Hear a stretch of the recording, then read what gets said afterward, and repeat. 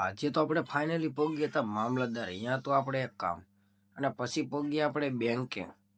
A few moments later. તો કેમ છો બધા મિત્રો? મજામાં જશે તો સ્વાગત છે તમારું મારા એક નવા જ વિડીયોમાં. તો આપણે સવારનો ફરવા આવી નથી ગયા હતા રેડી.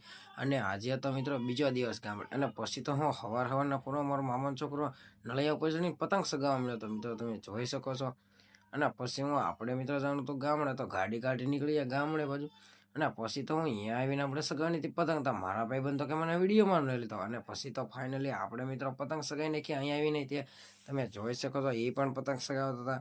અને પછી હું આપણે મિત્રો ગાડી કાઢીને નીકળી ગયા મિત્રો રાણપુર બાજુ, કારણ કે આપણે તો એક કામ. અને પછી ફાઇનલી અહીંયાથી આપણે પહોંચી ગયા હતા મિત્રો મામલતદારે, કારણ કે અહીંયા એક દાખલાનું કામ આવી ગયું તો આપણે તાત્કાલિક કામ કરવાનું હતું મિત્રો. અને પછી તો હું અહીંયાથી કામ પતાવીને નીકળી ગયા પાછા ઘર બાજુ, કારણ કે હવે જવાનું તો મિત્રો ઘરે.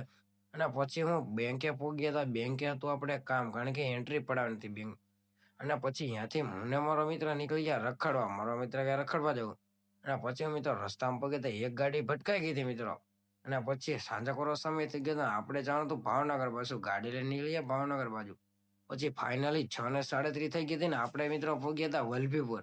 આપણે અહીંયા મિત્રો નાસ્તો કરવાનો હતો, તમે જોઈ શકો તો આપણે નાસ્તો કરવા આવી ગયા. અને પછી મિત્રો આપણે 3 રાઈસ આવી ગયા હતા મિત્રો, તમે જોઈ શકો છો આવી રીતના કંઈક 3 રાઈસ હોય છે.